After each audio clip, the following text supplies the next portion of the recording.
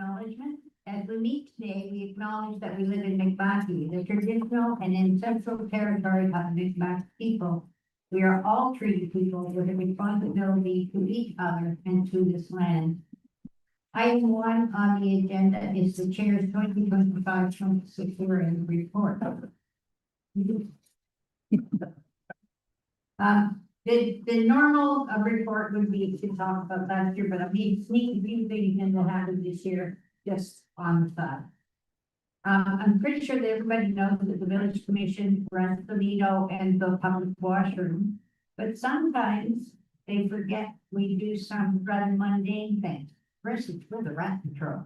We organize the pest control for 12 months of the year. As a village on the water, those little critters creep around and we manage them. On the other end, we also manage your green bins, you get extra pickup every summer. So then you don't get those little critters running around in those green bins. You'll see all the flowers hanging around the village in the summer, that's the village, and in the winter we do the wreaths on the seasonal around Christmas. Did you know that we do the crossing guards for the schools? We do landscaping, we've got a lot of properties around and we do landscaping and keep everything pretty. And did you know that all your street lights are from the village commission, both the pretty ones and the ordinary everyday ones? And we do grants for events. So let's look at some highlights for the year. As usual, the most important thing in my mind is the support of the fire services, the Chester Fire Services Committee and our volunteer fire department. We, with the municipality, share equal financial oversight with the committee. And I just want to say, since we do have the chair here, Colin McDonald, and we have the project manager, Wilson Fitt here, the start with what they're doing. And we're actually going to have a new fire station before you can blink. Thank you, guys. And although he's not here, I just want to give a shout out to our retired chief, Cody Stevens, who we're going to miss a great deal. So the village also, as you know, runs the public washrooms. And last year we did a very major renovation to make them more accessible for persons with physical disabilities. And this year we have planned the accessible park or car park and the walkway up to the washrooms. Our Lido pool, which everyone loves, was built in 1967 for Canada's centenary. It had a life expectancy of 50 years. Next year is 2027. That's 60 years. Unfortunately, the pool is aging along with me and the rest of some of us. It's a wonderful community asset. People love it. We've had generations of children who've had their swimming lessons there. Massively minded by Darcy Stevenson before her mother Viola. And we're going to miss it if we can't keep it going. And I know that everybody loves the community swim within the hottest months of the year. So for the last couple of years, especially last year, we've been manfully trying to keep it going. We've been spending a lot of money. We've been looking for grants. Things are getting harder to get grants, both provincially and federally. And the Atlantic Ocean, unfortunately, is winning the battle with us. Those tides and winds are gradually just wearing away the walls of the pool. We're needing to fill the pool almost every day to keep it topped up because it's slowly leaking. So just warning you, the end is near. And the Jib Lot, a lot of folks don't know what the Jib Lot is. A lovely piece of waterfront property looking out over the back harbor. It was granted to the village by Clarissa Anderson Gibbs and has that beautiful memorial to the volunteer firefighters and the original firefighters that founded the department in the 30s. And over the years, it's getting a little tired. And so the village this summer, in partnership with the municipality, is going to be doing a refresh. We're going to make it much more easy to get to, smoother paths, flatter accessibility. We'll do some very tasteful landscaping around the memorials because you can't really get to it right now. And we're hoping that we can also have a flatter section where you can have some benches and some picnic tables.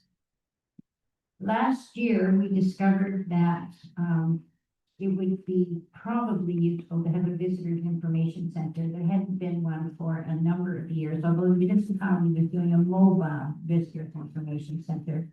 But we asked the village merchant if they thought it would be useful, and they said yes. So we tried it as an experiment for last summer. At the end of the summer, even though we started out knowing not what we were doing and forgetting to get people to sign our guest book, we still had 1,500 signatures at the end of the season. So as an experiment, we felt it was successful, and we have reopened it again this year, just a few days ago on the 15th, being run by a combination of volunteers and a student grant. Then the one item that's taken up a lot of time recently is the Zoe Valley Memorial Library.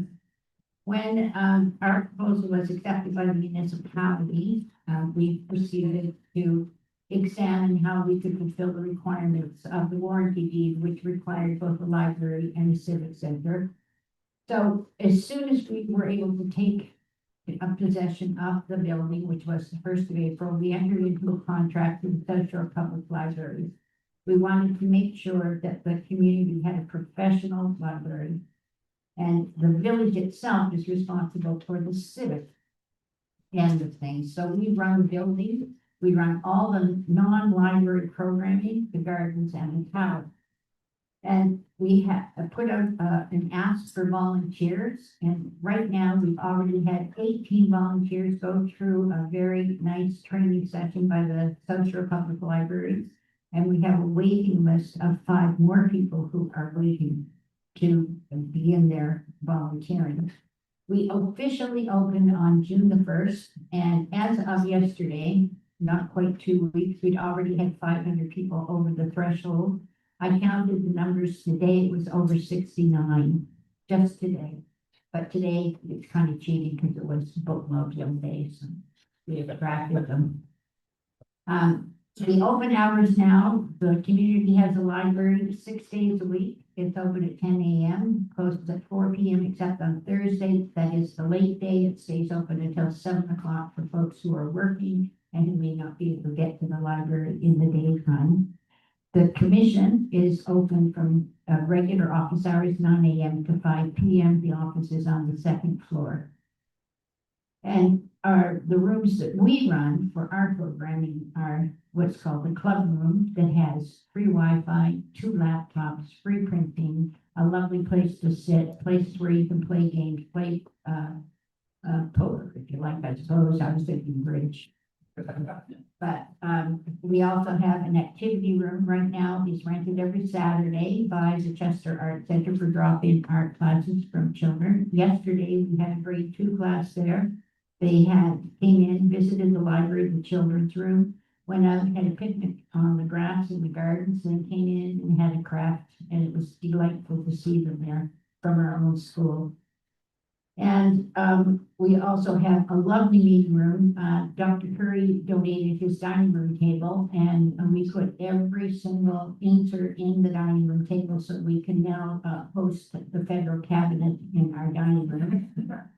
And he came in to visit us a couple of weeks ago, and he came in and he went, "I've never seen the table that big." So it was fun for him too. So that it has been our year.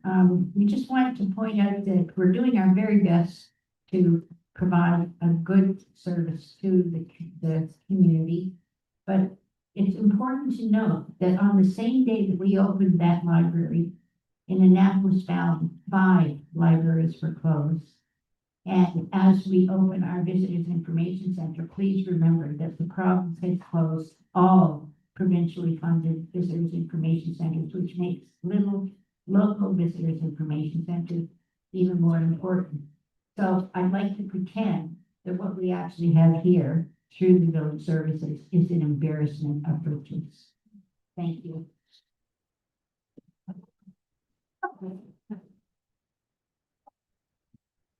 And now, the clerk treasurer will give her year-end reports.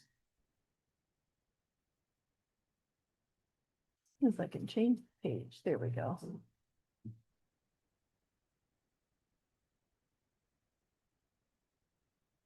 I normally I normally start with an overview of village services, but our chair ably addressed a lot of them. So I'll just kind of skip over this part. It'll be in the minutes if anybody would like to see. Public washrooms, visitor information center, pool. Weekly green bin collection. The municipality, as you know, provides garbage collection in the village, but the additional green bin collection in the summer comes from the village. Streetlights, seasonal beautification, community grants, school crossing guards, on-site security at the pool overnight during Chester Race Week. We have had to chase people out of the pool, have we not? After hours. Groundskeeping and maintenance on the village-owned properties, operated the emergency health services building next to the fire station, rodent control. In my capacity as clerk, I can also, I'm also a commissioner of oaths, so people can come and do affidavits and statutory declarations and so on, and I can provide that free of charge for anybody who needs that. And that has actually had a little more uptake than I expected. So that's great. And then we have additional services through the library, as Geraldine mentioned.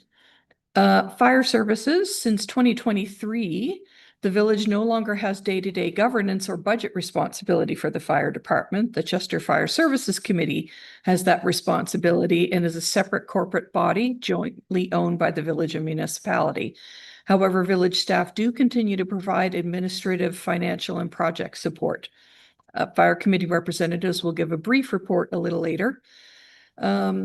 Election, as you know, villages have an annual election cycle. This year, there's one commission seat for a 3-year term open. There are 2 candidates. Gloria Noss has reoffered and Christina Nickel. So please do come out and vote. The advance poll is this Saturday at Chester United Baptist Church from 11 a.m. to 7 p.m. Election day is next Tuesday, June 23rd, also at Chester United Baptist Church from 9 a.m. to 7 p.m. Please contact me if you want to check that you're on the list of electors. I have an information sheet just over there and with how you can reach me to check that. Financial, the 2026-27 village budget was approved in April and is available on the village website. I'll be doing a very brief summary a little later. The 2025-26 audit report and financial statements are up next from Lawrence Lake of Morris Brewster Lake, who is our auditor. And once those are finalized and signed, they will also be posted to the village website. Thank you, and I look forward to a successful 26-27.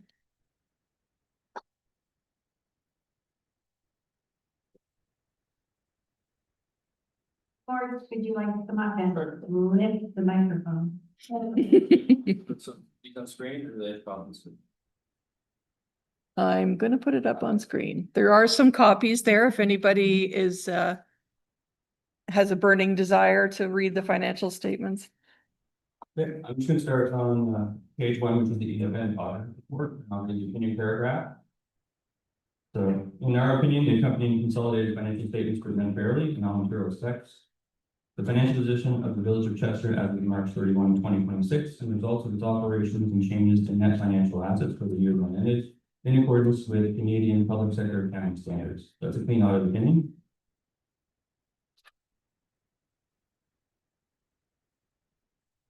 So these are the statements out of the village of Chester, and the village of Chester, because they own 50% of the Chester Fire Services, there's a 50% of that is also consolidated into the balance. And we'll kind of jump out at you. You'll see in the middle of the revenue, there's Chester Fire Services. That's the half of the revenue of Chester Fire Services, 780,000. So for the year, the overall revenue was up 205,000 at 1.377 million, and expenses were up about 81,000. And you see in the middle, if you scroll below, the Chester Fire Services portion of that is about 228.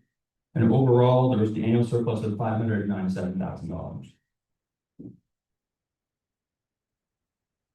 So next is the statement of financial position. The cash and investments increased by 787,000 in a year. The majority of that investments is in the Chester Fire Services Commission. You see in the reserves is 1.8 million.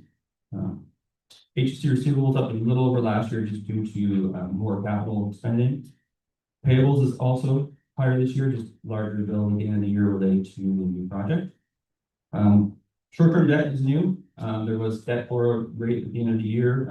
So you see the 157,011, that is half of the balance, and the total short-term debt authorized is 1.3 million, and it has to be fully drawn by July 26th. And then it will be replaced at the next tranche of deferred revenue. So last year there was 352,000. There was over 42,000 used in the year. There's 242,000 that was received in the prior year, and it was going to be used for the pool for accessibility, and then it didn't get approval, so they're trying to reuse it for another purpose, and so it's still being held, and you're still not getting interest on it, so that's good. So the change in the net financial assets I'll explain on the following page, so I'll go over that there. Under non-financial assets, prepaid just represents the timing difference between insurance and the year and the fiscal year. Property equipment, there's 66,000 in assets purchased from the village, and 229,000 is half of the assets purchased by the fire commission. The accumulated surplus, so reserve went up 480,000. The investment capital assets went up 36,000. I'm sorry, Lawrence, what page are you on? I'm at the bottom of page 5, so. Up, right, another way. Up, other way. Yeah. The surplus, right there. Thank you. Surplus. And so, and then the surplus was up 81,000, 38,000 out of the village and 44,000 that was the Cheshire Fire Service.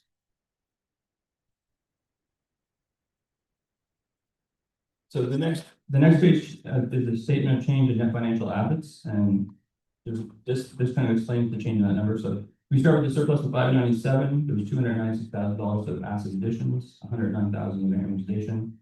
And for the year, the net financial assets increased by 410,000 and ended at 1.8 million. And what this number represents is if you took all of your paid off liabilities, how much money we have left. So as long as that's positive, you're in good shape. Next is the statement of cash flow. So we start with the surplus of 597,000 and then back to non-cash amortization and gain on disposals. And then after changes in working capital, you have 916,000 generated from operations. The investments rolled, so last year's investments were sold, and then 1.8 million of new investments were purchased. There was 296,000 of additions. As I said, there's 66,000 that was for the town, the pool, the awning, there was a new street light. So overall, cash increased by 42,000, and in the year there was 504,000 on hand. So the next few pages are the notes of the financial statements. They have the accounting policies that the village follows. I wasn't going to go over anything in particular, but we can just jump to the very last, which is the reserves. That kind of shows you your financial shape.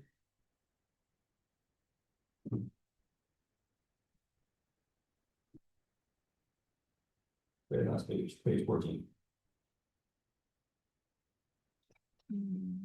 This one? Yeah. So Thank you. Start at the bottom. Okay. So this is the reserves that the village and the Chester Fire Services have. Chester Fire Services is the second column. So for the year, there was 1,064,000 to start. There was 542,000 transferred in. 101,000 was used for new capital additions, and at the end of the year, you had 1.544 million in your reserves. And the large increases in the Chester Fire Services were, they started receiving donations towards the addition. So all those are being put into the village. Any questions about the statement?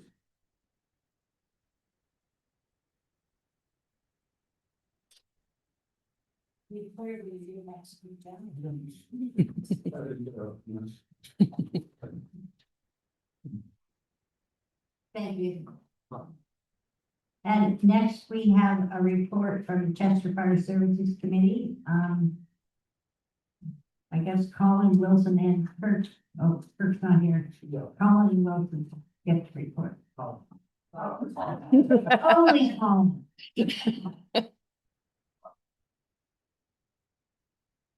My wife says that this is the only time I like to talk. It is too. I thank you for inviting the Chester Fire Committee to this, your meeting. As you know, I have a very proud and honored privilege of chairing this committee. of dedicated volunteer members, Nancy Hatch, Wilson Fitt, Kurt Collicutt, Norm Contley, and James Rollins. We are very well supported by Heather McCall. And I would be remiss if I didn't open with a statement on how much I and the entire committee admires, respects, and are grateful for the dedication and sacrifice of our brave volunteers for this community. I'm sorry to you echo that statement. How do you say adequate thanks to these men and women who do 320 call-outs a year at all hours of the night and day, pulled away from sleep, meals, family times, and the jobs to selflessly come to the aid of us, the community, in times of need for fires, medical emergency, car accidents, and other types of emergencies. Our new fire station is not only addressing this, it's also addressing the need to replace deficient and aged 66 years current building. It is even more so addressing the community's responsibility to demonstrate the absolute respect and gratitude we feel for the sacrifices of these selfless volunteers for our families and ourselves and the community. The sad thing is that some of us never understand the need for this critical service, and I feel the gratitude until we find ourselves in the quagmire of a fire, health, emergency, or other crisis, and we are looking desperately for help. What needs are we addressing, you may ask? The most important need we're addressing is the physical and mental health of our brave volunteers. They deserve no less, nor do their families. I'm sure you've heard about stories of fire-related cancers in firefighters and the absolute need to decontaminate after fire, to do so in a proper facility so that you are not both cross-contaminating your fresh gear and other equipment. Well, our volunteers will now be able to clean up after a fire. They haven't been able to do that. Secondly, and just as importantly, is the mental health of our volunteers, our first responders. I am on the board of the Temaquanter Mental Health Organization. Our role is to provide mental health support for first responders across Canada. We are very proud of what we have achieved in a few short years. The psychiatrists that are part of the organization have served many first responder groups, fire, police, armed forces with great success. An important aspect of mental health is feeling respected and appreciated by the community, which this fire station will say in large letters. Being able to include your families in the social aspect of their service so they are not alone. So there's a greater understanding and compassion within the family for what they're doing. Overall, having a greater pride in the service because we are showing them our support. We are showing them how much we respect them and are thanking them. The new station will not only achieve these goals, but also allow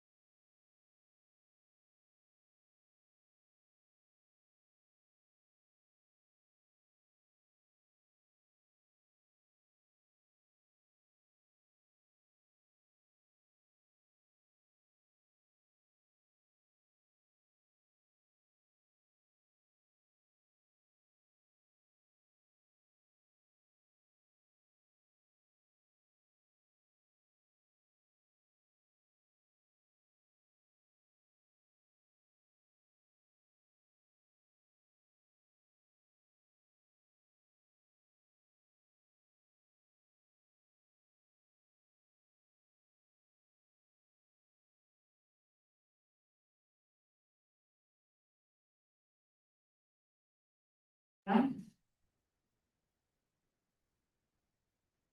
Nancy Hatch. Yes. Nancy Hatch, 45 Central Street. I'd like to thank you, Geraldine, and your people, your committee, for the wonderful job that you've done on the library and in very short order. 2 months, excellent. Congratulations. Thank you, thank you. Yes. Very, very proud of the library, and we hope that everybody has great pleasure using it over the years. In fact, both the library and the village are about to reach their centenary, and we are hoping that we will together reach our 200th birthday. Very, very soon-ish, but not with me. I forgot to tell you, when the children are out sitting on the ground around the tower, make sure they're checked for ticks, because the deer also are wandering through there. Ticks are high on my list of things that I'm terrified of. And we even have a tick kit. So, yes, thank you, Nancy. Very good. I am more than happy to accept a motion to adjourn. Thank you, Colin. Thank you, Leo. Thank you, Nancy. That does not require the vote. Thank you very much for coming, everybody.